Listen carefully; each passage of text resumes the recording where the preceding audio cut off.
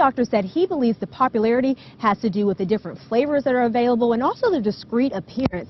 If you take a look, in fact, some vaping devices are actually even smaller than this pen. Just take one look and you can see Boone is buried. Really, behind this you can see these cars that have been here overnight, and more than a foot of snow is stacked on top of these cars. But I want you guys to take a live look at what we're seeing right now, right off of Hoffmeyer Road here in Florence, South Carolina. You can see some Florence County Sheriff's deputies still monitoring the entrance, barely missing the driver that was behind the wheel. We're told at least one of those shots actually ended up in the passenger area just feet away. Instead of filling up at the gas pump, owners of electric and some hybrid cars are now powering up at charging stations like this one. Police say the truck was first stolen from a parking lot at Novant Health here in Huntersville. And then the driver crashed into this Dollar General on Oakdale Road. Officers were finally able to make an arrest here after the suspect crashed into this fence.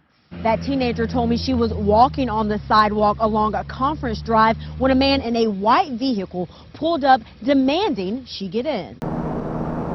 An apartment complex turned into what neighbors call a war zone.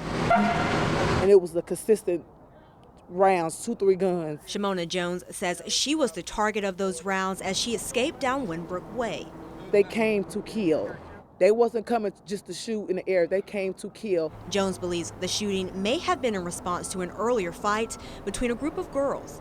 But those fists from before were now replaced with gunfire. No sooner than I hit the first speed bump, they just started firing. We also spotted the aftermath of those stray bullets that had hit neighbors' cars, shattered glass on front doors, and even broke bedroom windows. Jones says in the midst of the shooting, she jumped a curb and hit a parked car before coming to a stop. I'm swerving, trying to dodge the bullets, and I got out the car and I could hear one of my cousins screaming, "I've been shot, I've been shot, I've been shot, help, help, help." We're told there were 5 people in the car at the time, but police say 63-year-old Harriet Cromartie was the only one killed. Well loved. She's gonna be truly missed. She was my partner. You see her, you see me. A second victim was shot in the foot but is expected to be okay. Jones says now she's just hoping for justice. We just really hoping that we can get these guys arrested because you took someone's life. 16-year-old Bobby McKeithen loved basketball. Every time I seen him, we hoop. And he was like a little brother to me. Carlos Lopez says the two had made plans to play basketball after school on Monday, but sadly, that never happened. It's crazy because the same day that we were supposed to make the moves is the same day he leaves. And I didn't get to hear his voice or nothing. Now among the tears, the hugs, and the hands all held together, this crowd tries to remember happier times. He was always laughing. Every time you seen him, he was dancing. He had a great attitude. You never seen him in a bad mood. And family members agree, even at a young age, since he was in his diapers, yes ma'am, no ma'am, Bobby's light shined. You could tell the impact it has on everybody. He was awesome.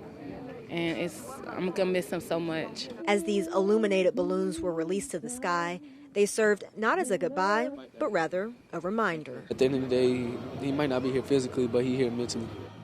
My first reaction was one of just disbelief. It's like, this can't be happening. It all started with a phone call. Jesse says he was driving along Albemarle Road Tuesday afternoon when he got a phone interview for a potential job. That's when he pulled into a nearby shopping center, got out the car to take the call, but left his keys inside. I'm a pacer, right, when I'm on the phone, so I was kind of pacing just around the vehicle. 20 minutes into that phone call, I turned around and saw my car speeding out of the shopping center. Take a look at this surveillance video where you can see the black BMW leave the parking lot and Jesse tries to run after it. Needless to say, that phone interview he was on came to an abrupt end. Kind of a crazy story for the potential employer. And Jesse says he immediately called police. I was quite shocked by just the brazen nature of the crime, just jumping into the vehicle right in front of me and then taking off. Jesse tells me he wasn't able to get a good description of the person who took his car, but he did learn a valuable lesson. If I could do it all over, I would have took the keys out of the car, and I honestly don't think this would have ever happened.